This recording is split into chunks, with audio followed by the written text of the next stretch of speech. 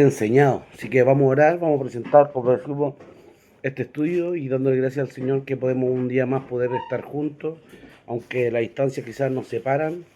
Dios permite que esta herramienta, ¿cierto? Siempre digo lo mismo, pero es una verdad, ¿cierto? Es tremendo poder estar juntos a través de estos medios del internet y usar las redes sociales o todo lo que Dios pone a nuestra disposición para poder buscar el reino, buscar su presencia y poder expandir, ¿cierto? Todo lo que es el Evangelio a través de nuestra búsqueda.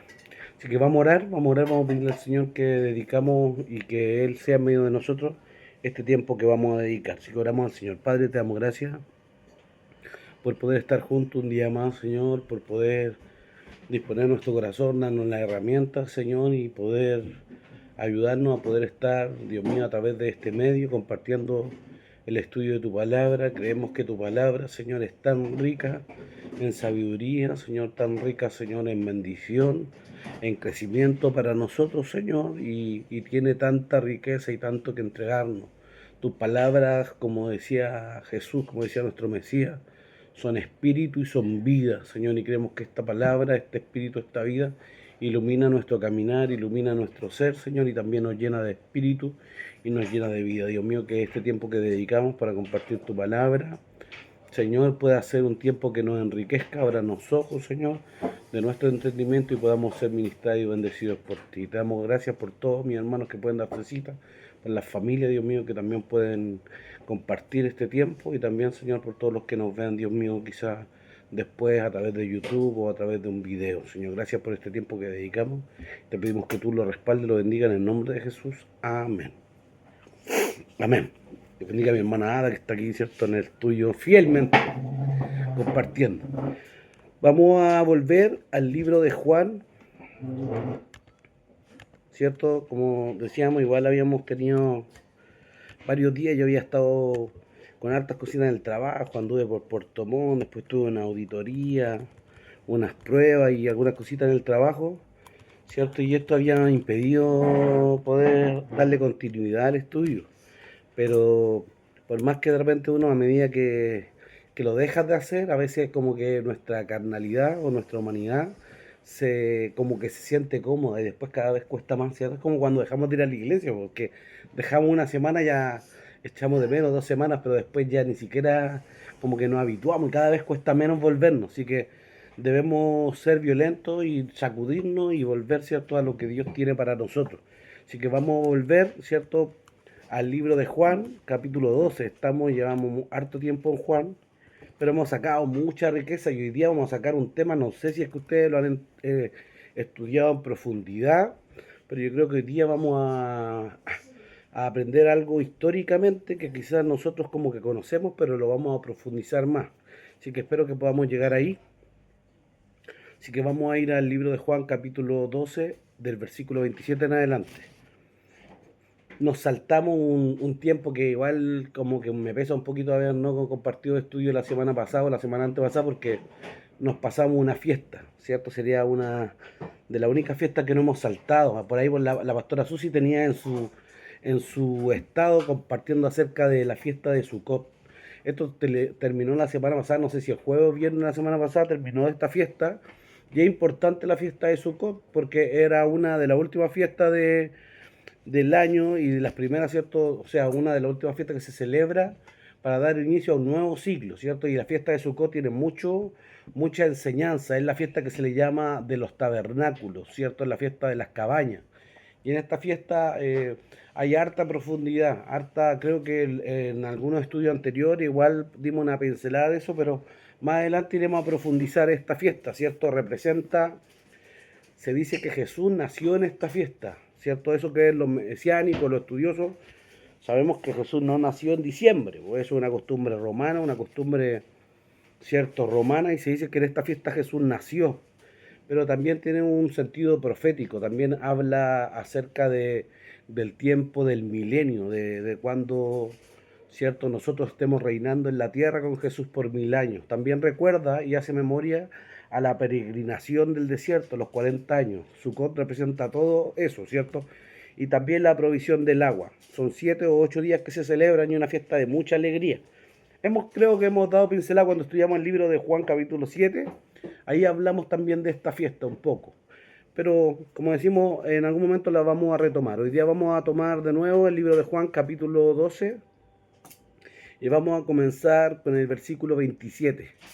El estudio anterior hablamos, ¿cierto? Hablamos del morir a nuestra naturaleza, hablamos de la renuncia, hablamos de que el que ama su vida la perderá por él y también la sacará a vida eterna. De todas esas cosas hablamos en el estudio pasado, pero hoy día vamos a comenzar con el versículo 27 y espero que podamos llegar al menos hasta el 35, así que vamos a tratar de avanzar harto y poder, ¿cierto?, concluir esta glosa. La mayoría de estos estudios de las cosas que quizás vamos a ir tocando, las hemos visto quizás en estudios anteriores. Así que las cosas que ya hemos visto como que las vamos a tocar y no vamos a profundizar en ellas, para poder enfocarnos con las cosas que sí hemos visto, o sea, con las cosas que no hemos visto. Así que vamos a hacer como siempre, ¿cierto? Dos hermanos leen del versículo 27 al 29 y así hasta llegar al último versículo de este tramo, que está en el versículo 36. Así que lo hacemos así, no sé qué hermano puede comenzar. El 27 dice: ahora está turbada mi alma, ¿y qué diré? Padre, sálvame de esta hora. Mas para esto ha llegado a esta hora. Padre, glorifica tu nombre. Entonces vino una voz del cielo: lo he glorificado y lo glorificaré otra vez. Amén. Del 29 al 31, sí. ¿29? Sí. Ya, y la multitud que estaba allí y había oído la voz decía que había sido un trueno. Otros decían: un ángel le ha hablado. Respondió Jesús y le dijo: no ha venido esta voz por causa mía, sino por causa de vosotros.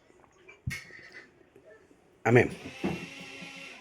Dice: ahora es el juicio de este mundo. Ahora es el príncipe de este mundo, será echado fuera.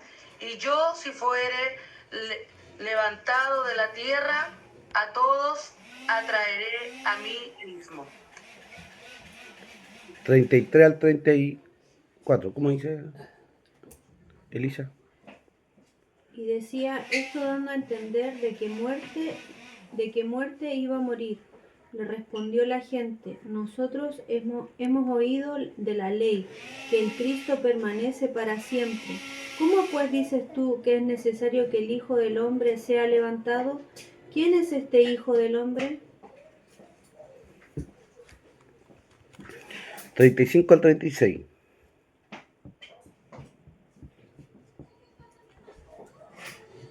Entonces Jesús dijo: aún por un poco está luz entre vosotros. Andad entre tanto que tenéis luz, para que no sorprendan las tinieblas, porque el que anda en tinieblas no sabe a dónde va. Entre tanto que tenéis luz, creed en la luz, para que seáis hijos de luz. Saray, ¿puedes ver que el Samuelito no me tragulla? Amén. Entonces, es poderoso lo que vamos a compartir y es profundo igual la enseñanza que vamos a analizar aquí, comenzando el versículo 27.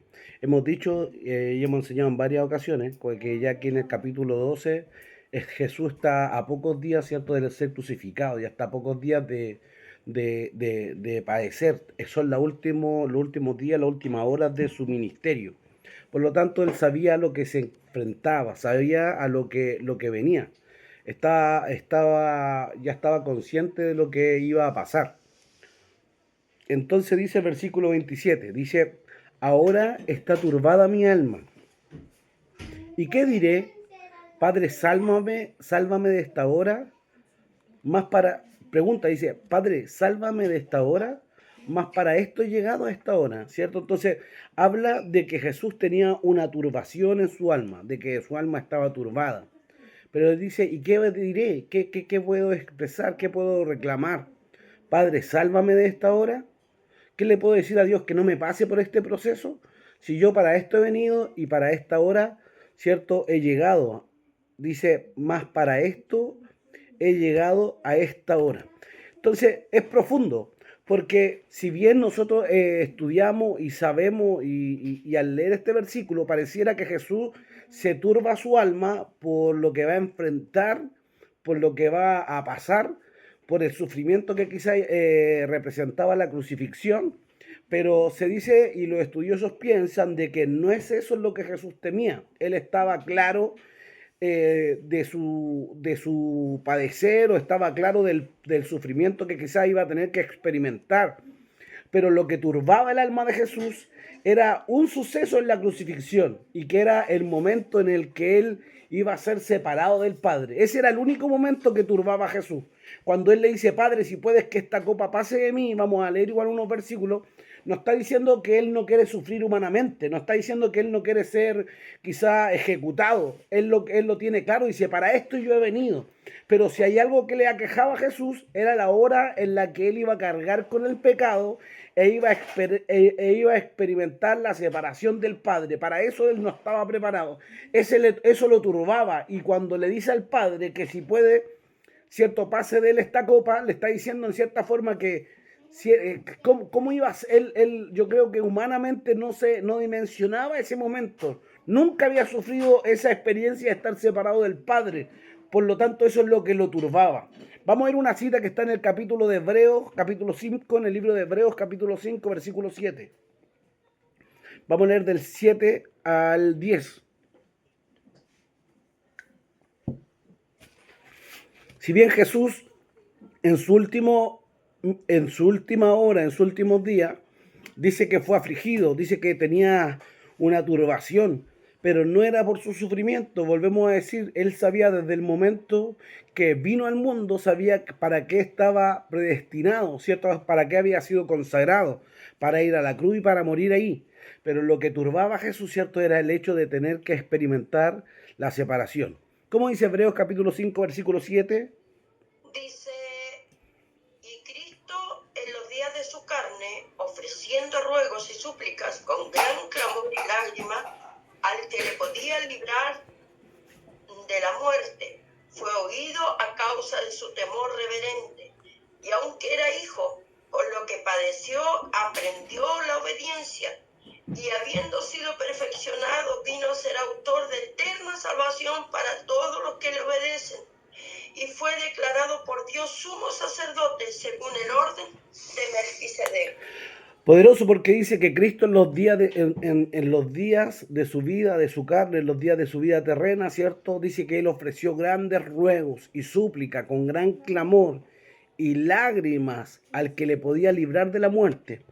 Igual aquí, cuando habla de la muerte, no está diciendo que Dios lo podía librar o él quería pasar por alto su sacrificio, su muerte, sino que también habla aquí de una separación. Recordemos que la palabra muerte habla de ausencia de vida, habla de ausencia de luz, habla de ser separado. Y dice que a causa de su temor reverente fue oído, ¿cierto? Fue oído por el Padre. Y aunque era hijo, ¿cierto? Aunque tenía la misma condición de hijo, aunque, como hemos compartido en otro estudio, tenía la condición de hijo y por lo tanto tenía una condición divina, aprendió lo que era la obediencia a través del padecimiento, a través de su sufrimiento, a través de lo que es experimentar el quebranto. Y habiendo sido perfeccionado en el quebranto, vino a ser autor de eterna salvación. Solamente a través de su sufrimiento, a través del experimentar el quebranto, a través de que, como dice el libro de Isaías, escondimos el rostro de él, lo tuvimos como herido, como azotado de Dios, él pudo ser también autor de eterna salvación para todos los que le obedecen, ¿cierto? Para eso igual es importante y es un punto que quizás da para un estudio completo, el tema de obedecer. Si yo soy servidor de Cristo, si yo soy hijo de Dios, si yo soy cristiano, si soy un seguidor de Cristo, debo andar en obediencia a lo que Él dice, a lo que Él enseña, obediencia a su palabra. Y habiendo, dice, y fue declarado por Dios sumo sacerdote según el orden de Melquisedec. Hemos estudiado también a través de esto, ¿cierto? Y más adelante también lo vamos a leer en un salmo que también habla acerca de eso, de que Jesús fue separado según el orden de Melquisedec, ¿cierto? ¿Por qué? Porque no tiene nacimiento, no tiene descendencia, su principado eterno, ¿cierto? Y también era un rey y un sacerdote, ¿cierto? En la misma condición del Mesías. Vamos a ir al libro de Lucas, capítulo 22, versículo 42, haciendo alusión a lo que dice aquí el libro de Hebreo, que en los días de su vida terrena, ¿cierto?, ofreció grandes ruegos y súplicas con gran clamor y lágrimas al que le podía librar de la muerte. El libro de Lucas, igual que todos los otros evangelios sinópticos, hablan de las horas previas a la crucifixión, ¿cierto? Pero Lucas da una alusión y una mirada de una manera diferente. Y ahí lo vamos a hacer, menciona por qué Lucas tiene esta visión. Lucas capítulo 22, versículo 42. El 42 dice, diciendo, Padre, si quieres, pasa de mí esta copa, pero no se haga mi voluntad, sino la tuya. Amén. ¿Cómo dice el otro versículo, pastor? Hasta el 46. 46. Y les dijo, ¿por qué dormí No, levantados de edad para que no entráis? Del 42 al 46. Sí. 42, viene, ahí dormí, el 42. Amén. Y se le apareció un ángel del cielo para fortalecerle. Y estando en agonía, oraba más intensamente. Y era su sudor como grandes gotas de sangre que caían hasta la tierra. Cuando se levantó de la oración y vino a sus discípulos, los halló durmiendo a causa de la tristeza. Y les dijo, ¿por qué dormí? Levantaos y orad para que no entréis en tentación. Amén. Aquí vemos a Jesús, ¿cierto?, en el Getsemaní. Esto es como este versículo, esta figura, como decimos, la mencionan todos los sinópticos, todos los otros evangelios, ¿cierto?, los tres, Mateo, Marcos y Lucas, y dan toda una visión acerca del quebranto que experimenta Jesús, ¿cierto?, hora o minutos previos a ser entregado por Judas o de ser apresado. Y Jesús tenía una tremenda lucha interna, diciendo, ¿cuál era su oración? Padre, si quieres, pasa de mí esta copa, pero no se haga mi voluntad sino la tuya. Aquí está hablando de las copas, también es algo bien profundo ahí, que también vamos a tomar en otro estudio. Está hablando de las copas. En la fiesta del Pesaj hay 4 copas, ¿cierto? Y hay una copa que habla de la redención. Jesús está aludiendo a una de esas copas, ¿cierto? Una de las 4 copas. Él está diciendo eso. Padre, si puedes, si quieres, pasa de mí esta copa, pero que no se haga mi voluntad, sino la tuya. Teniendo en cuenta de que él no era que no quisiera morir, no era que él no quisiera ser crucificado, no era que él no quisiera ser quizá golpeado, todo el sufrimiento que él iba a padecer, sino que lo más tremendo que él quizá lo luchaba, o lo más tremendo que a él le costaba y lo tenía en esta condición de aflicción, era el hecho de ser separado del Padre, de ser separado de Dios, ¿cierto? Algo que él nunca había sufrido y quizá humanamente no sabía cómo iba a ser, no lo dimensionaba. Y dice, y se le apareció un ángel del cielo para fortalecerlo, mientras Jesús estaba orando ahí en el Getsemaní, solo, ¿cierto?, siendo abatido, estando cargando todo el peso, ¿cierto?, del saber y la presión de lo que iba a pasar. Venían ángeles, ¿cierto?, venía un ángel y le fortalecía. El versículo 44 dice, y estando en agonía, oraba más intensamente, y era su sudor como grandes gotas de sangre que caían hasta la tierra. Aquí hay algo bien profundo, porque algunos dicen que lo que Jesús experimentó aquí en este quebranto era una enfermedad que le llaman hematidrosis, creo que se llama esa enfermedad, y que cuando el hombre tiene tanta presión, el ser humano o la persona tiene tanta presión, tanta carga emocional, tanto estrés, que su sudor se convierte, empieza a sudar sangre. Algunos dicen que Jesús estuvo en este momento experimentando esa situación, que su sudor se transformó como en grandes gotas de sangre. Y algunos recalcan eso porque justamente Lucas, ¿cierto? Lucas era médico, era un doctor, ¿cierto? Entonces algunos dicen que por eso él recalca esto, de que fue tanta la presión, de que él sudaba sangre. Algunos otros, y yo también tengo esa postura, no creo que haya sudado sangre, sino que cuando habla de que su sudor era como grandes gotas de sangre, sudaba mucho y quizás marcaban el suelo, porque Jesús no podía experimentar una enfermedad. Jesús nunca estuvo enfermo, Jesús nunca padeció una enfermedad. Porque si hubiera sido y hubiera padecido una enfermedad, no hubiera podido quizás redimir, ¿cierto?, a todo el mundo de la enfermedad. Y entonces su cuerpo no pudo haber pasado por esto. Yo creo que él sudaba y su sudor no eran gotas de sangre, sino que su sudor era como grandes gotas de sangre, ¿cierto?, que caían al suelo. Eso igual es una aclaración y en mi postura. Entonces dice que después de sufrir esto y de orar fervientemente, intensamente, y de que sudar mucho a causa de lo que él iba a pasar y de la claridad que tenía frente al acontecimiento que estaba a punto de experimentar, dice que cuando él se levanta de la oración y viene a sus discípulos, yo creo que una doble decepción, dice que los haya durmiendo. Pero aquí hay algo también que es profundo.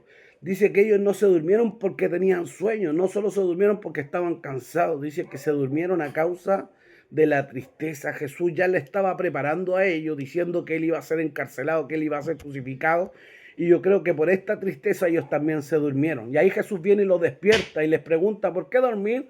Levantaos, orad, para que no entréis en tentación. Por ahí otro del evangelio, creo que es Marco Mateo, les dice, velad y orad para que no entréis en tentación, porque a la verdad la carne, el espíritu está dispuesto, pero la carne es débil. Y aquí Jesús lo exhorta, ¿cierto?, a que despierte. La palabra, aquí tengo una nota, dice el significado de la palabra turbar, el significado de este verbo es inquietar, turbar, perturbar, preocupar, asustar, agitar. Quiere decir que Jesús experimentó tanta inquietud como turbación y preocupación al saber que iba a ser separado del Padre. Hay otra cita que está en el libro de Gálatas capítulo 4, versículo 4. Gálatas 4, 4. Hazla así para que no la veáis sonar tanto, porque se escucha.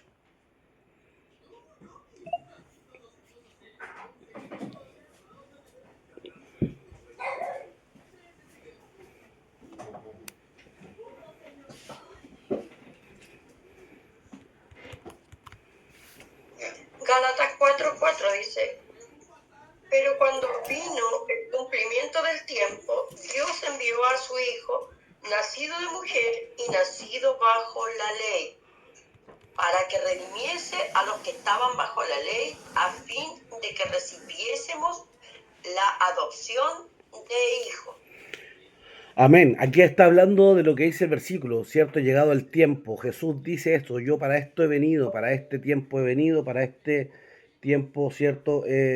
Para este tiempo he llegado, para este tiempo he sido apartado, ¿cierto? Por eso dice, pero cuando vino el cumplimiento del tiempo, ¿cuál tiempo? El tiempo que Dios había trazado desde el principio, desde el Génesis, acerca de la llegada de su Mesías, acerca de el sacrificio perfecto, del sacrificio, ¿cierto?, de su Hijo, el sacrificio, ¿cierto?, del Redentor, del Goel, ¿cierto?, de aquel que iba a ponerse en el lugar de nosotros, ¿cierto?, para darnos salvación. Pero cuando vino el cumplimiento del tiempo, Dios envió a su Hijo, nacido de mujer y nacido bajo la ley, para que redimiese a los que estaban bajo la ley, a fin de que recibiésemos la adopción de hijos. Y recordemos que bajo la ley nadie podía alcanzar el hecho de ser adoptado o ser hijo de Dios o ser redimido, ser salvado. Por la ley ningún hombre iba a ser salvo.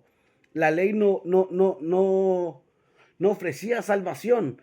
La ley lo que ofrecía era en cierta forma el conocimiento de que el pecado y la causa del pecado y de que el alma que pecare, ésta de seguro morirá. La ley instruía a cumplir los mandamientos, a caminar bajo la ordenanza de Dios, y que también el hecho de no caminar bajo la ordenanza de Dios traían muerte sobre el hombre, una muerte eterna, una muerte espiritual. Entonces la ley lo que hacía era hacer al hombre conocedor y que reconociera su pecado, su condición de pecado. Pero también Dios proveyó de la salvación a través, ¿cierto?, de la fe. Dice que por la ley nadie fue justificado. Cuando vemos en Abraham, dice que Abraham fue hallado justo, fue justificado por la fe, ¿cierto? Por la fe y no por el hecho de cumplir la ley. Entonces, como Jesús nació bajo la ley y el único que cumplió a cabalidad la ley fue Jesús, también a través de él entregar su sacrificio, podía redimir a todos los que estaban bajo la ley, a fin de que recibiésemos la adopción de hijos de Dios. Y de hecho, no solo redime a los que estaban bajo la ley, sino que también redime a un pueblo que en otro tiempo no era su pueblo, ¿cierto? A nosotros, los que en otro tiempo éramos considerados gentiles, o en hebreo goyín, ¿cierto? La palabra es tremenda, esa palabra que nosotros usamos para gentil, porque la palabra gentil en el hebreo habla de inmundos, así habla, ¿cierto? De inmundos, de separados, tremendo eso. Hay un comentario de lo que hablábamos desde el principio de este versículo, dice: su temor no era el sufrimiento, ni a padecer la muerte en la cruz, el temor que enfrentaba y lo que clamaba a Dios, que si había otra forma de hacerlo, era porque temía experimentar la separación con el Padre. El momento más agónico que Jesús experimenta en la cruz no es cuando es traspasado, no es cuando es golpeado, sino que es cuando dice: Elí, Elí, lama sabactani, Padre, Padre, ¿por qué me has abandonado? Dios mío, ¿por qué me has abandonado? Ese es el momento más crítico de la cruz, porque cuando Él carga todo el pecado y junto con el pecado, ¿cierto?, la maldición sobre mí, llega el momento donde el Padre tiene que separarse, porque había expuesto toda la carga de pecado en su Hijo, en el Mesías, en el Cordero que estaba ahí. Y entonces Él sufre esa separación y es el momento más agónico de la cruz. Y dice que ahí Él expira y da su último aliento, su última fuerza para decir: tetelestai, ¿cierto? Consumado es, ya está todo pagado, está todo hecho. Y dice que Él expira, ¿cierto? Y exhala su aliento de vida y muere, ¿cierto? El momento más crucial, más difícil que Jesús experimentó en la cruz fue ese, ¿cierto? Cuando sintió la separación y era lo que más le afligía. En el versículo 28, volvemos a Juan capítulo 12, versículo 28.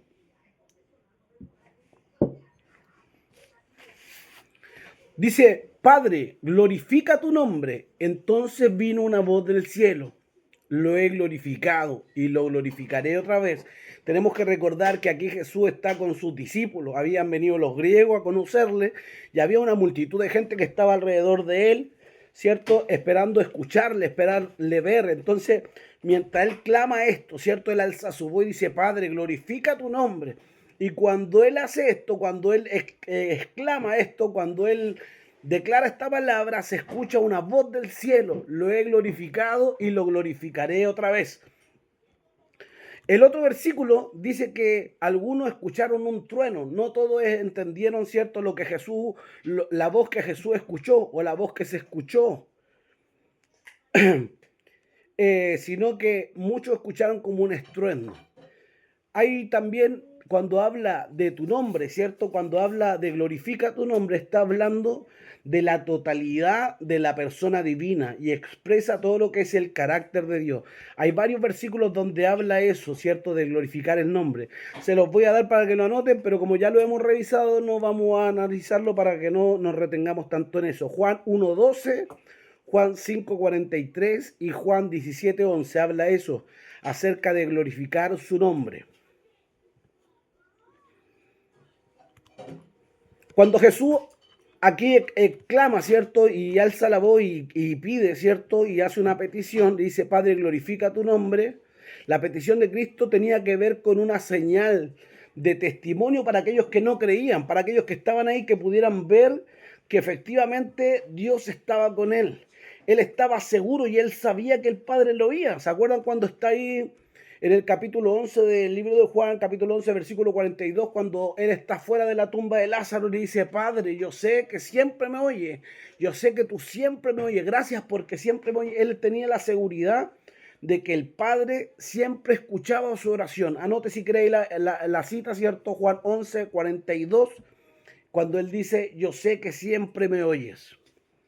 Entonces, cuando él alza la voz y dice: glorifica tu nombre, le está diciendo, como clamando para que les diera una señal a todos los que estaban ahí, que efectivamente Dios estaba escuchándolo. Dios tenía una conexión con él, que en cierta forma el Padre estaba unido con su Hijo.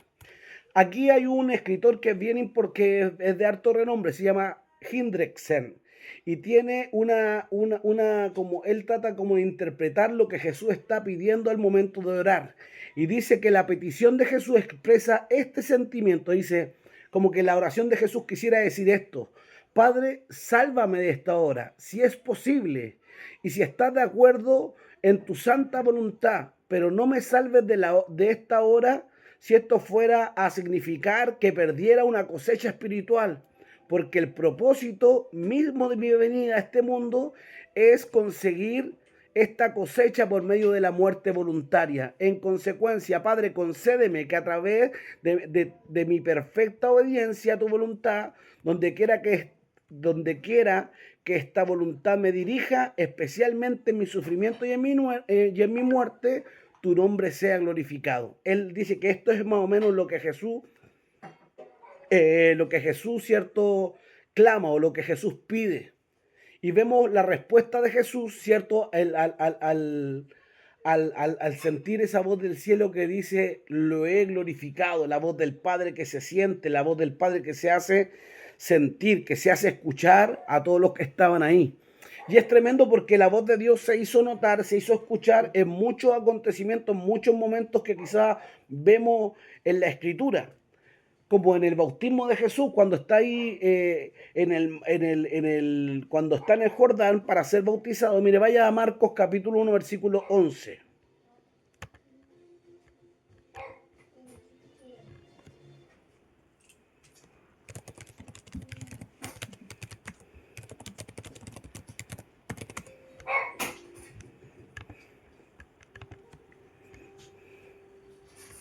Otro hermano que busque Marcos 9:7. Marcos 1:11 dice, y vino una voz de los cielos que decía, tú eres mi hijo amado, en ti tengo complacencia. Cuando Juan bautiza a Jesús, ¿cierto? Cuando Juan viene a bautizar a Jesús, ¿cierto? Se escucha esta voz del cielo. Y dice, este es mi hijo amado en quien tengo complacencia, en quien me deleito. Y dice que bajó la paloma, ¿cierto? El Espíritu Santo en forma de paloma y se posó sobre él. Marcos capítulo 9, versículo 7, en el monte de la transfiguración.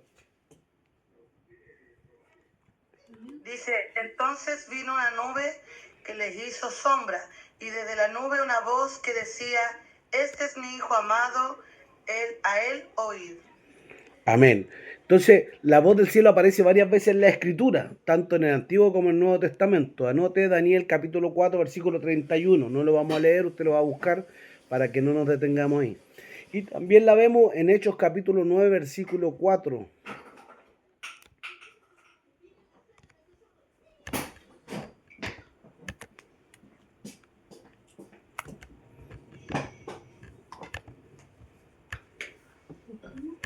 Sí, Hechos 9, versículo 4.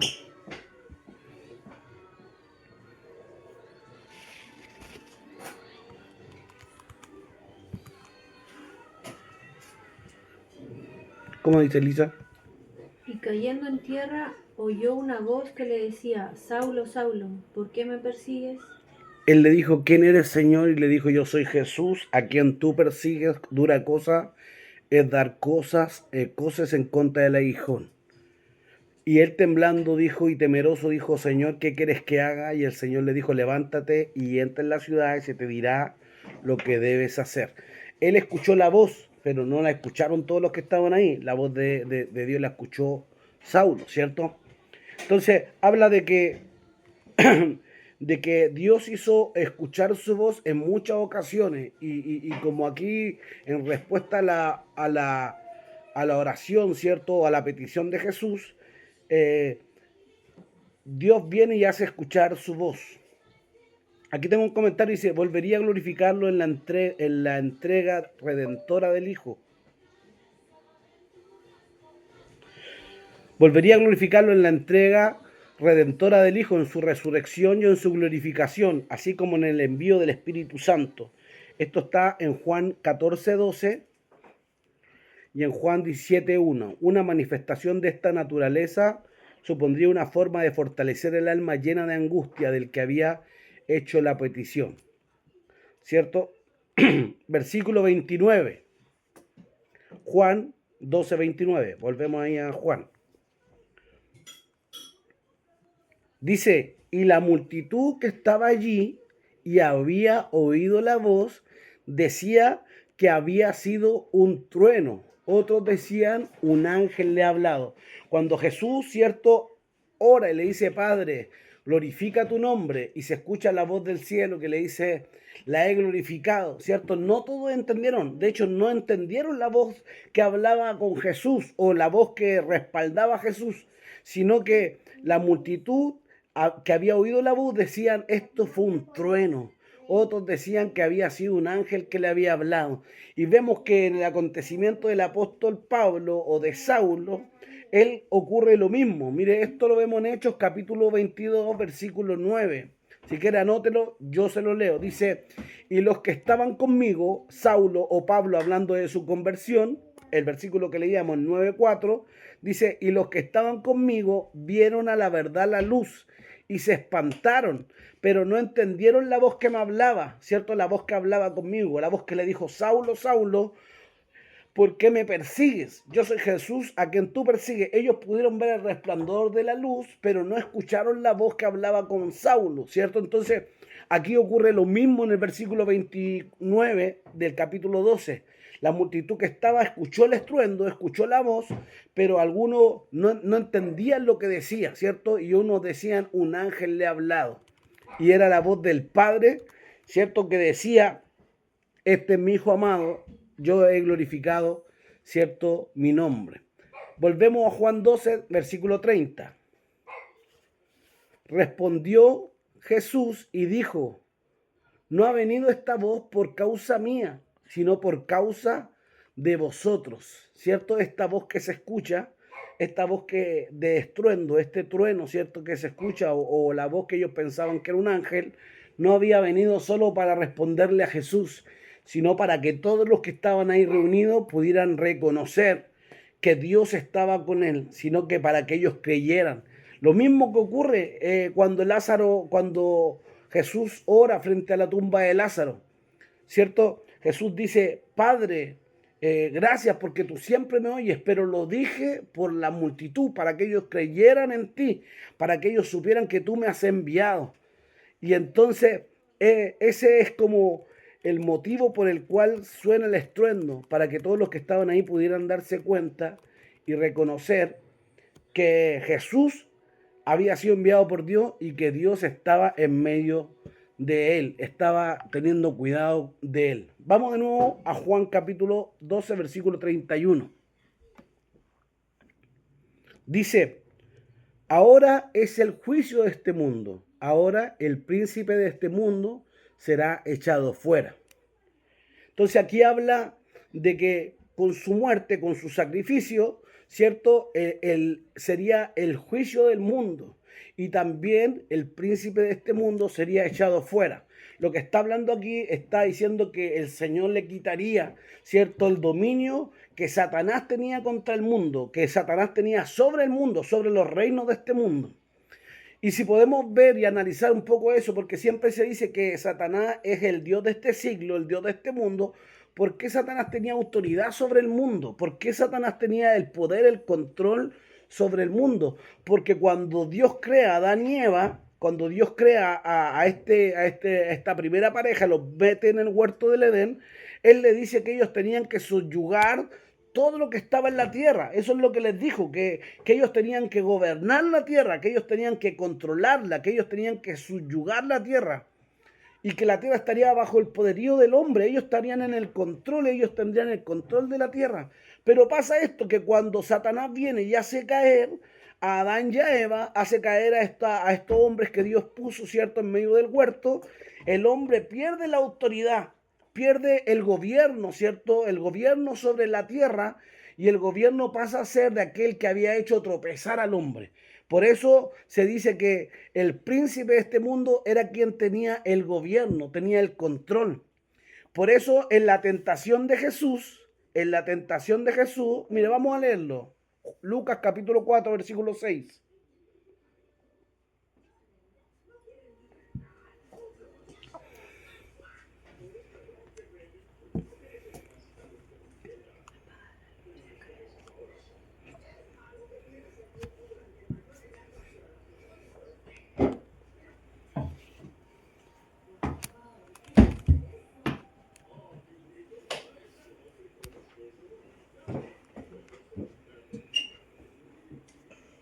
¿Cómo dice Lucas 4:6?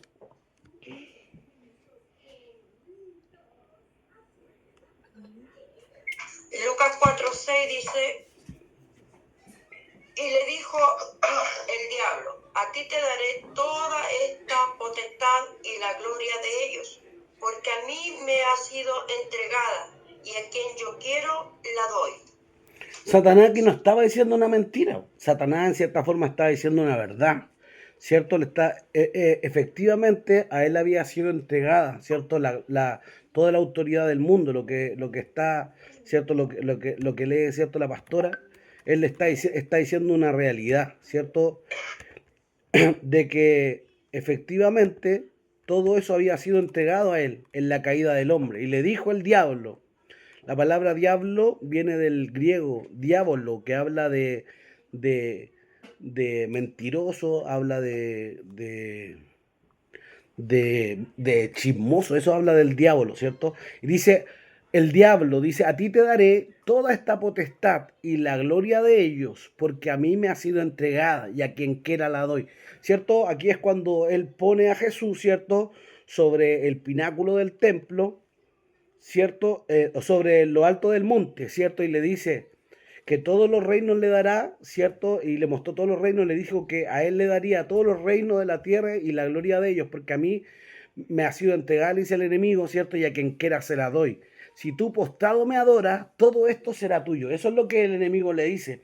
¿Y qué es lo que pasa en esta figura? Jesús lleva 40 días y 40 noches de ayuno, ¿cierto? Está débil, está pasando un tiempo de necesidad y Satanás viene a tentarlo, ¿cierto? ¿Por qué? Porque él tenía miedo de qué es lo que Dios estaba planeando a través del Mesías. Él no sabía qué es lo que Dios estaba tramando, pero sabía que Dios tenía un plan preparado de redención. Y entonces, como tenía miedo, lo que le dice a Jesús aquí, como diría vulgarmente, ¿cierto? Le dice, hagamos la cortita. No tenéis para qué ir a sufrir a la cruz, no tenéis para qué ir a morir, para qué vayas a padecer todo lo que vayas a padecer. Adórame y yo te entrego todos los reinos de la tierra. Adórame y no tienes por qué morir, no tienes por qué ser sacrificado. Pero lo mismo que compartíamos el otro día en la palabra, Jesús lo resiste por la palabra, ¿cierto? Y le dice, vete Satanás, porque escrito está, al Señor tu Dios adorarás y a Él solo servirás. Jesús lo reprende por la palabra. Pero aquí lo que vemos es que los reinos de la tierra habían sido entregados a Satanás en la caída de Adán. Cuando ellos, cierto, caen en pecado, todo el reino empieza a estar bajo el control, bajo el dominio de Satanás. Y Jesús aquí lo que dice en el versículo 12, en el capítulo 12, en el versículo 27, versículo que leíamos, 31, perdón, dice que Él viene para juicio de este mundo y ahora también el príncipe de este mundo será echado afuera. Lo que está diciéndole es que yo voy a arrebatarle, voy a quitarle, ¿cierto?, la autoridad, el control al príncipe de este mundo y será reprendido. Dios había enviado a su Hijo al mundo con un propósito de salvación, pero también como el rey que había determinado, como estaba profetizado en los Salmos. En el Salmo capítulo 2, versículos 6 y 8. Anótelo, Salmos 2, 6 y 8, yo se lo leo. Dice, pero yo he puesto mi rey sobre Sión, mi santo monte. Publicaré el decreto. Jehová me ha dicho, mi hijo eres tú. Yo te engendré hoy. Pídeme y te daré por herencia las naciones y como posesión tuya los confines de la tierra.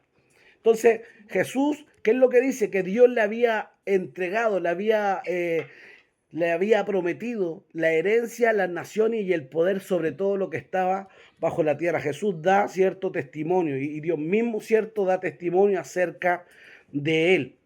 Hay otro salmo, igual que está en el Salmo capítulo 72, del 8 al 11. Busquémoslo eso, Salmos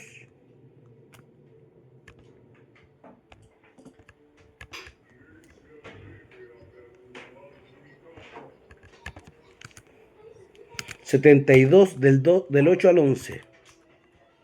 Dice, dominará de mar a mar y desde el río hasta los confines de la tierra. Ante él se postrarán los moradores del desierto y sus enemigos lamerán el polvo. Los reyes de Tarsis y de las costas traerán presentes. Los reyes de Sabá y de Seba ofrecerán dones. Todos los reyes se postrarán delante de él. Todas las naciones le servirán.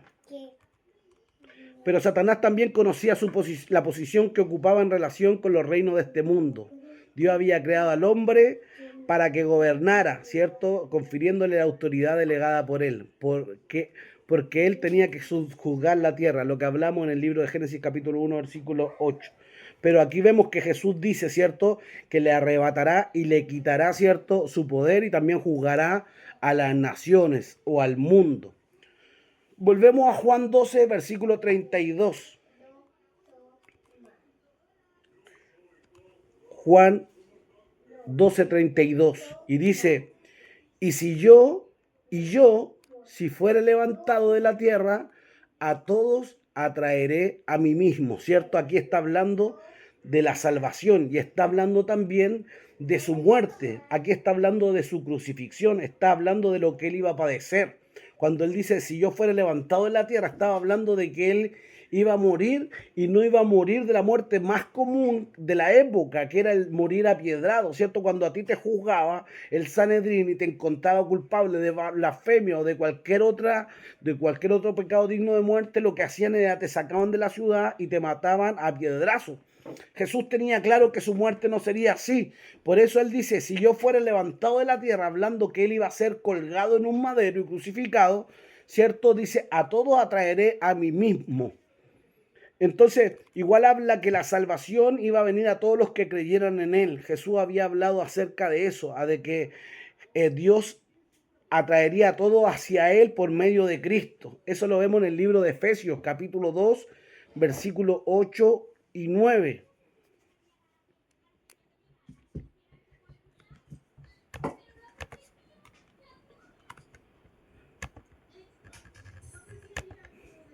Porque por gracia sois salvos por medio de la fe.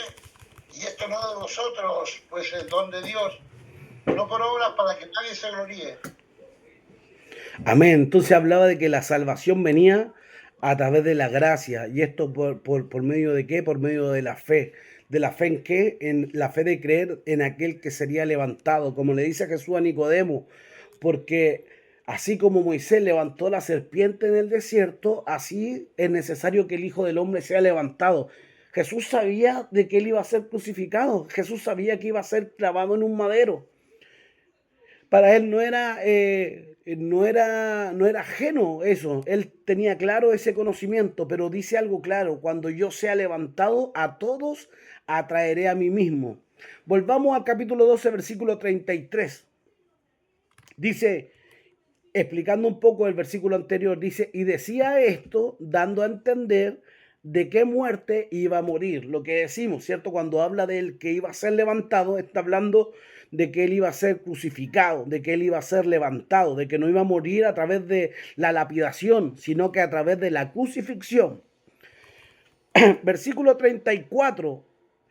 ¿Por qué voy tan rápido? Porque aquí hay un tema que vamos a tocar y que nos va a requerir algunos minutos más, y vamos a hablar y vamos a profundizar, o vamos a tocar un poco un tema de eso.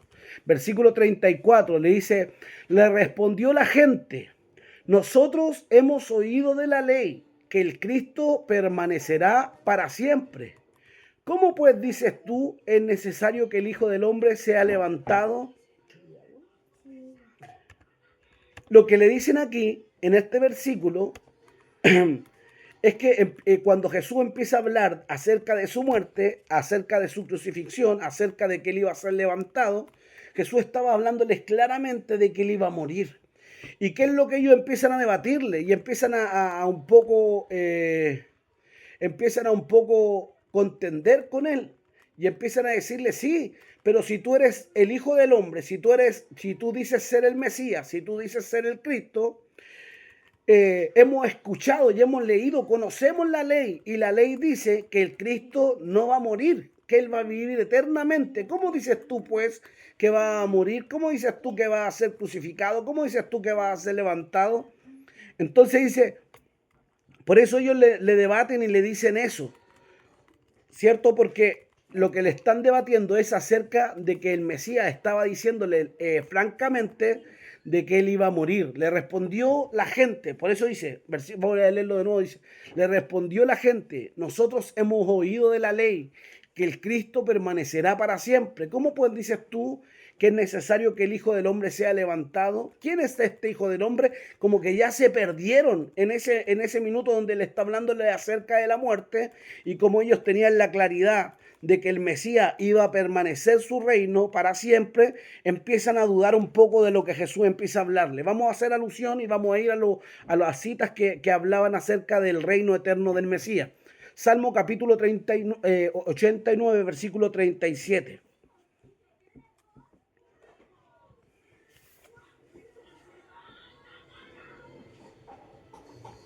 Salmo 89, 37. Y otro hermano que lea el Salmo 110, versículo 4.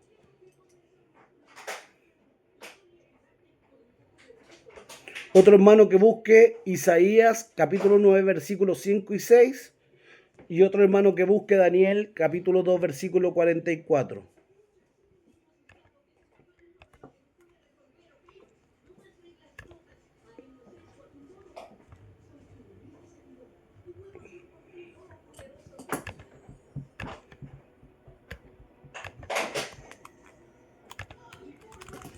Perdón, Salmo 110. Sí, Salmo 110, versículo 4.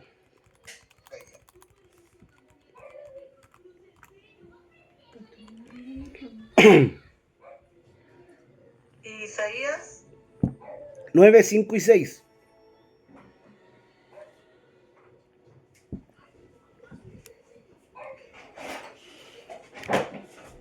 ¿Quién tiene el Salmo 89, 37?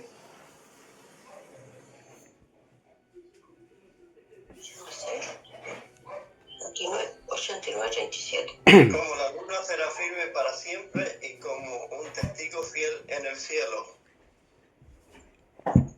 Ahí está hablando acerca del reinado del Mesías. Está hablando de que su reinado será firme para siempre, será eterno. Salmo 110, 4.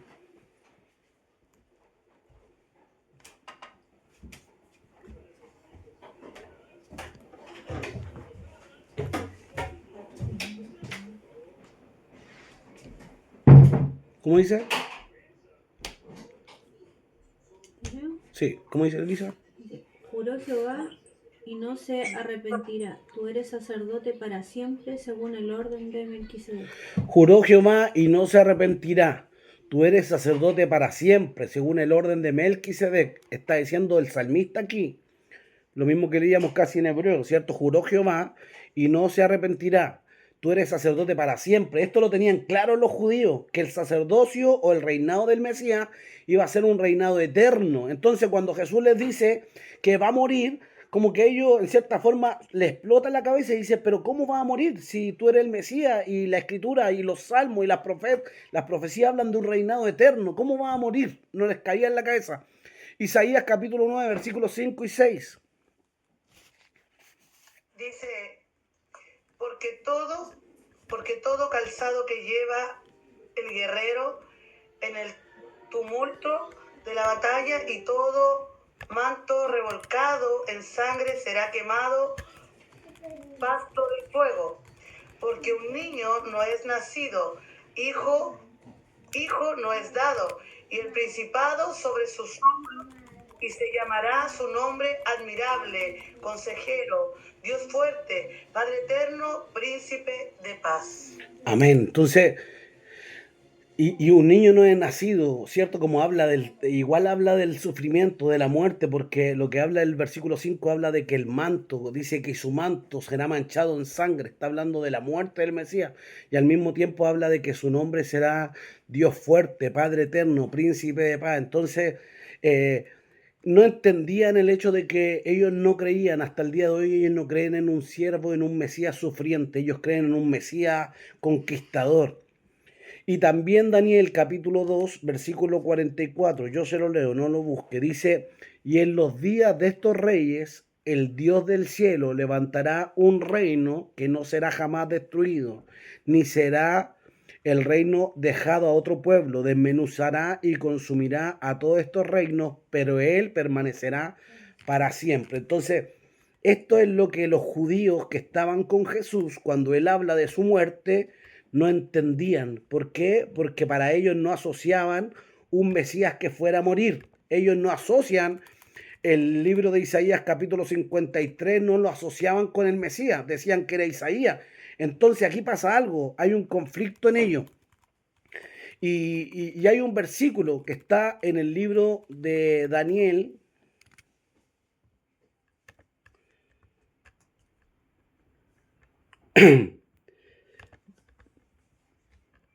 capítulo 9.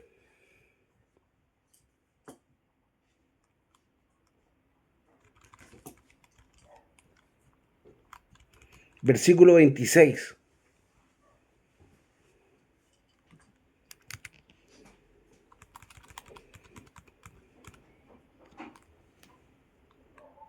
Dice, y después de las 62 semanas se quitará la vida al Mesías, mas no por sí. Y el pueblo de un príncipe que ha de venir destruirá la ciudad y el santuario, y su fin será con inundación, y hasta el fin de la guerra durarán las devastaciones. Y por otra semana confirmaré el pacto con muchos. A la mitad de la semana haré cesar el sacrificio y la ofrenda. Después, con la muchedumbre de las abominaciones, vendrá el desolador hasta que venga la consumación y lo que está determinado se derrame sobre él. Aquí el capítulo 9, versículo 26, habla de la muerte del Mesías. Lo que los judíos no asociaban, aquí habla claramente de que el Mesías moriría. Pero aquí hay algo, y yo me quiero detener los últimos minutos en esto, porque quizás todos hemos escuchado la profecía de este libro de Daniel. Aquí Daniel, en el capítulo 9, le empieza a interceder. Daniel tenía 80 años y estaba en medio de la cautividad. Dice la escritura que él había inquirido diligentemente en los libros de Jeremías, sabiendo, consultándole a Dios cuánto tiempo era el tiempo de la cautividad. Dios le revela que eran 70 años y ya estaban cumplidos los tiempos de la cautividad. Dice que él dispone su corazón a ayunar 21 días y derrama su corazón y empieza a ayunar y a buscar el rostro de Dios para que Dios le permitiera a los cautivos regresar a Jerusalén. Y mientras está en esta actitud, pasa algo. Se le presenta el ángel Gabriel y empieza a hablarle de esta profecía de las 70 semanas. La vamos a leer y vamos a un poco a analizarla. Versículo 24. Quizás no tiene tanta relación, pero es porque este es un tema que quizás no hemos estudiado y en realidad no manejamos bien nosotros. Lo que hablamos es de que el Mesías sufrió, de que el Mesías efectivamente tenía que padecer, morir, pero ellos no entendían y no concebían que iba a resucitar. Pero aquí da una tremenda señal, Dios a través del profeta Daniel, y habla de las profecías de las 60 semanas. Mire, vamos a leer del versículo 24. Dice, 70 semanas están determinadas sobre tu pueblo y sobre tu ciudad para determinar la prevaricación y poner fin al pecado y expiar la iniquidad, para traer la justicia perdurable y sellar la visión y la profecía y ungir al santo de los santos. Versículo 21. Le explica aquí Gabriel la visión a Daniel. Le dice, sabe pues y entiende que desde la salida de la orden para restaurar y edificar a Jerusalén hasta el Mesías príncipe habrá 7 semanas y 72 semanas, y se volverá a edificar la plaza y el muro en tiempo angustioso. Aquí, como decimos, 62 semanas. Aquí lo que Dios le empieza a hablar y mostrar a Daniel es la profecía de las 70 semanas, y la divide, estas 70 semanas la divide en 3 partes. Le dice algo Dios por medio de Gabriel al profeta Daniel, que estas 70 semanas se dividirían en 3 partes. Le dice que desde la reconstrucción, ¿cierto? ¿Cómo dice? Mire, Sabe pues y entiende que desde la salida de la orden para restaurar y edificar a Jerusalén hasta el Mesías príncipe habrá 7 semanas y 62 semanas se volverán a edificar la plaza del muro. Primero le dice que habrá 7 semanas desde el momento de que salen de la cautividad hasta que la ciudad sea reconstruida. Ahí le dice que habrá un periodo de 49 años. 7 semanas, 49 años. Y esto se cumple, esta profecía se cumple al pie de la letra. Vemos que el primer decreto de la restauración de Israel o de la restauración de Jerusalén sale en el año 445 a.C., cuando se levanta Nehemías y empieza a reconstruir los muros. Esto son 49 años, hay que contar 49 años desde el año 449 a.C. Esto es un tema histórico solamente, pero vamos a ver en esta profecía que Dios le da a Daniel los años exactos, desde cuando él recibe la profecía, le da los años exactos hasta el tiempo que iba a venir el Cristo, el tiempo en el que él iba a ser quitado, cuando él iba a morir. Y le dice que desde el año 445 tenía que contar 49 años desde la reconstrucción de Jerusalén. Entonces, desde el 445, si le restamos 49 años, queda el año 396. Y luego le dice que tiene que contar 62 semanas. Cada semana representa un periodo de 7 años. Entonces le dice que desde el año 396 tiene que descontar 434 años, lo que queda en el año 30 después de Cristo. Lo que vemos en esta profecía es que Dios le da la fecha exacta hasta cuando Jesús iba a ser crucificado. Es tremendo esto porque le dice que en estas 69 semanas, que son una cantidad de casi, espérenme un poquito, voy a sumar.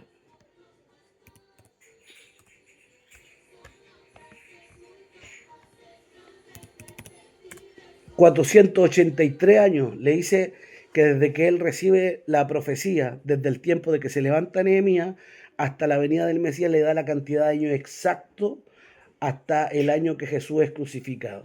Entonces es tremendo esto de que Dios le dé la fecha exacta hasta que el Mesías iba a venir, iba a cumplir su ministerio, iba a ser crucificado y también iba a ser glorificado, iba a ser resucitado.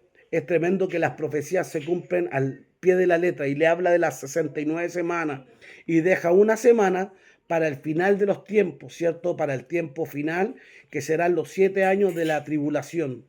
3 años y medio donde veremos paz, veremos prosperidad, aunque estemos en tribulación, y se levantará el anticristo, y en medio de esa semana dice que se levantará, ¿cierto?, la tremenda persecución, y se levantará, ¿cierto?, el anticristo a reinar en la tierra. Después de esos 7 años dice que viene el retorno del Mesías. ¿Y por qué hablamos de esto? Porque hablamos del cumplimiento cabal de la profecía, de que Dios tuvo la capacidad de darle los años exactos a Daniel hasta el tiempo en el que el Mesías iba a venir, cumplir su ministerio, iba a ser entregado, iba a ser crucificado. Por más que los judíos no asociaran, ¿cierto?, a un siervo sufriente, a un Mesías que iba a morir, por más que cuando él les dice, cuando yo sea levantado, a todos atraeré a mí mismo, y ellos decían, pero ¿cómo va a ser levantado? Entonces tú no eres el Mesías. Entonces, ¿quién es este hijo de hombre del que tú no estás hablando?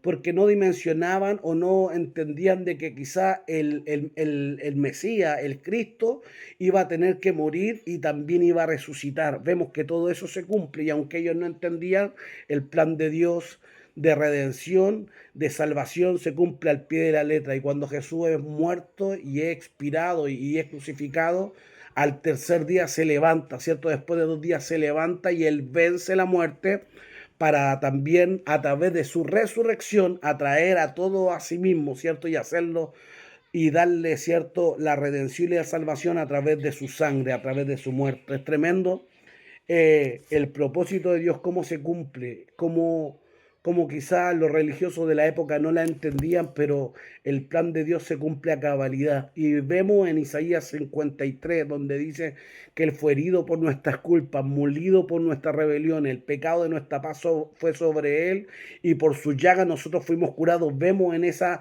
cita de Isaías 53 el cántico del siervo sufriente como una evidencia de todo lo que nuestro Mesías sufrió, de todo lo que el Cristo padeció para cargar el pecado de todos y también al mismo tiempo para redimirnos, porque no solo cargó el pecado, sino que también venció al pecado, venció la muerte y le quitó, ¿cierto?, la autoridad que Satanás tenía sobre el mundo, se la arrebató, ¿cierto?, y quedó con el poder de la vida, con el poder de la muerte y con la autoridad de gobernar y de reinar eternamente. Satanás es un enemigo vencido. Jesús ya lo exhibió públicamente, solo hoy día espera el tiempo de su condena, el tiempo donde Dios lo eche eternamente o lo eche por 1000 años, ¿cierto?, en una prisión, ¿cierto?, a ser castigado y junto con él todos los que le siguen.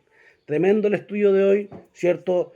Tremendo lo que igual podemos compartir. No es que Jesús haya querido quizá dejar de padecer lo que padeció, sino que Él era turbado, sufrió la aflicción de saber y sentir lo que era la separación del Padre. Vemos como también Dios le da al profeta Daniel el tiempo exacto en el que vendría el Mesías. Y como vemos también que a través de su sufrimiento y de su sacrificio, a todos los que creen en Él los atrae a sí mismo para hacerlo hijos suyos. Vamos a dejar abiertos los micrófonos estos últimos minutos para que si quieren comentar, quieren decir algo, algo que le haya llamado la atención, alguna duda, también pueden hacerlo. Así que ahí vamos a dejar abiertos los micrófonos.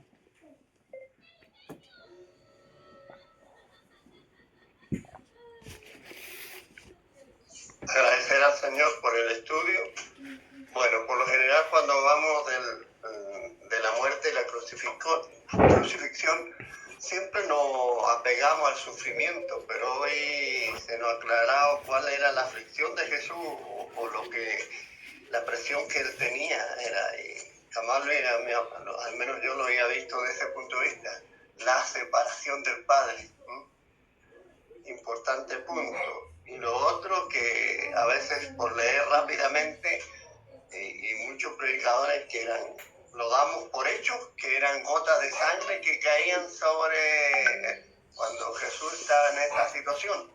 Pero la Biblia lo aclara y hoy día era como gotas de sangre.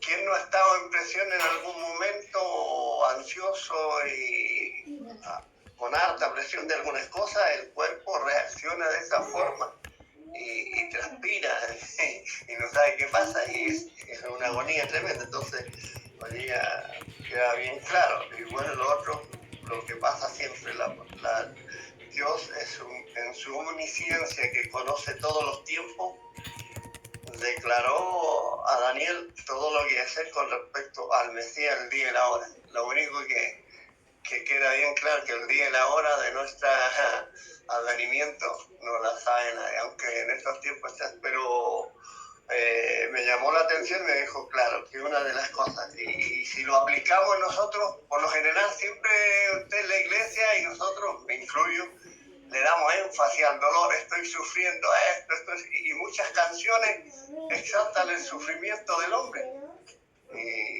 Y no exaltamos, muchas veces no le damos valor a estar separados de Dios, que eso es lo que realmente afecta a la vida, que es un buen punto para aplicar.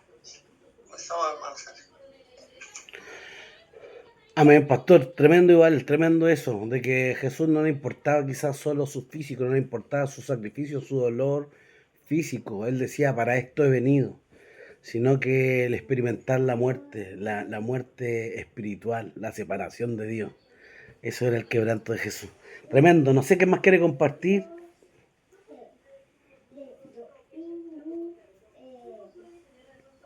Hermano Sergio, el Señor le bendiga.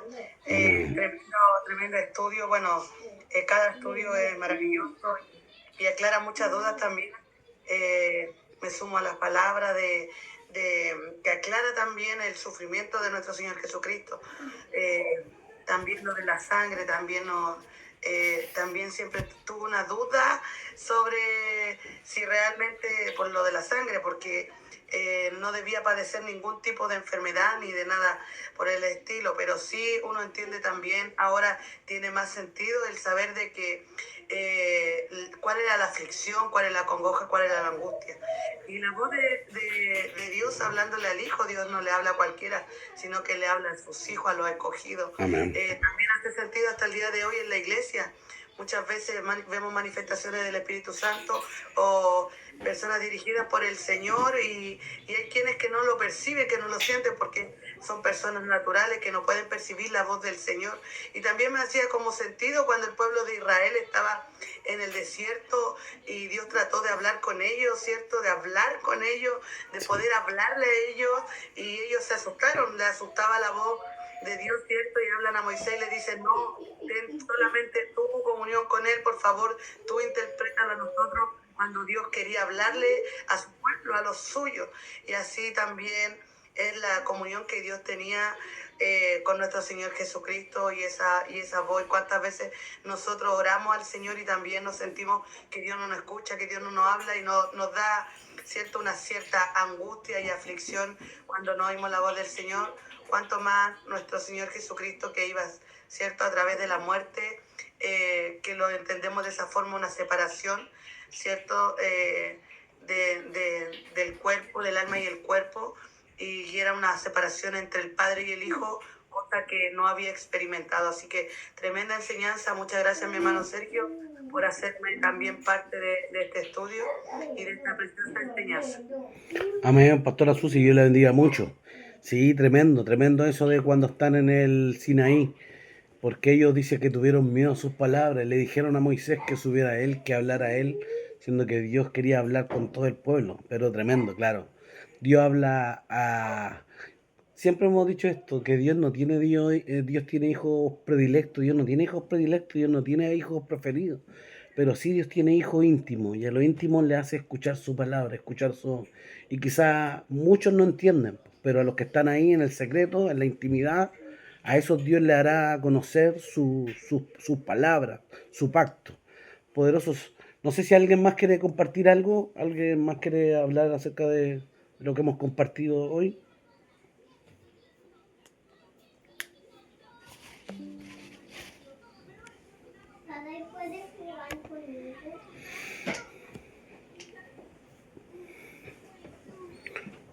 Bueno, si no es así, vamos a orar y vamos a dar gracias a Dios por el estudio de hoy. Vamos a darle gracias al Señor por el hecho de poder, ¿cierto?, compartir un estudio más y que Dios nos permita, ¿cierto?, seguir compartiendo siempre, ¿cierto?, y poder seguir estudiando y aprendiendo de la palabra, que siempre aprendemos algo nuevo de ella, ¿cierto?, que Dios nos pueda guardar y mantener en su luz, ¿cierto?, en su luz. Así que esa luz pueda resplandecer en nosotros. Que Dios nos bendiga mucho. Vamos a orar y vamos a darle gracias al Señor. Vamos a pedir a la pastora Susi que nos envíe bendición y ore por el estudio de hoy. Amén. Inclinamos nuestros rostros. Amén. Amado Dios y buen Padre Celestial, te damos gracias, Señor, en esta hora, Señor. Padre amado, por esta preciosa enseñanza, Padre eterno, Señor, a través de la vida de nuestro hermano Sergio, Padre bendito, Dios de gloria. Bendecimos la vida de él, Padre eterno, Padre amado, de su esposa, Señor, de sus pequeños, de su hogar, Padre amado. Añade sabiduría, Señor, Padre, aún más, Señor, hacia su vida, Señor. También damos gracias, Señor, por su pastor, Padre eterno, y aquellos que están conectados, Padre amado. Gracias por tu hablar a nuestras vidas, Señor. Padre amado, siempre quedamos con ese sentir, Padre amado, cuando aprendemos de la cruz. Cada día tú nos enseñas más, Señor, Padre eterno. Gracias te damos porque hablas a nuestras vidas, Señor, aclara, Señor, hacia nosotros, Padre amado, bendito Dios de gloria, aquello que muchas veces, Señor, guardamos en el secreto, en el silencio. Padre amado, hay dudas también en nuestra vida, Señor, que tú las conoces, Padre amado, y tú siempre traes revelación para poder aclararlas. Gracias te damos por esta preciosa enseñanza, por tu Espíritu Santo, por tu presencia que está en medio nuestro, Señor, a pesar de la distancia, Señor. Gracias te damos, Padre eterno. Podemos guardarla, Señor, y poder implantarla, Señor, y a practicarla, Padre amado. Te damos gracias por todo lo que en este día hemos podido compartir a través de tu palabra, Señor. Dios eterno, bendecimos, Señor, a cada uno, Señor, de los que estamos conectados, Padre bendito, Dios de gloria, agradecido eternamente de todo lo que tú haces y de lo que harás. Gracias, Padre amado, por todo esto, Señor, a través de tu Hijo amado, nuestro Señor Jesucristo. Amén y Amén. amén. Gloria a Dios, gloria a Dios, gloria a Dios Amén. para Que Dios les bendiga mucho, que Dios les bendiga mucho. Nos vemos pronto y Dios les bendiga mucho. Dios les bendiga mucho. Chau, chau, chau. Dios les bendiga mucho. Chau, chau. Dios les bendiga. Chau, Anita, Dios te bendiga mucho. Chau, chau, chau, chau, chau. Papi, se te olvidó Chau, chau. vender esto. ¿Qué, hijo? Es el cargador de la Switch 1. ¿Verdad? Ujú. Se te olvidó. ¿Qué? A lo mejor no entiendo. Sí, o miras. Hola, buenas noches, mi hermano. Mire, yo recién terminé de pintar.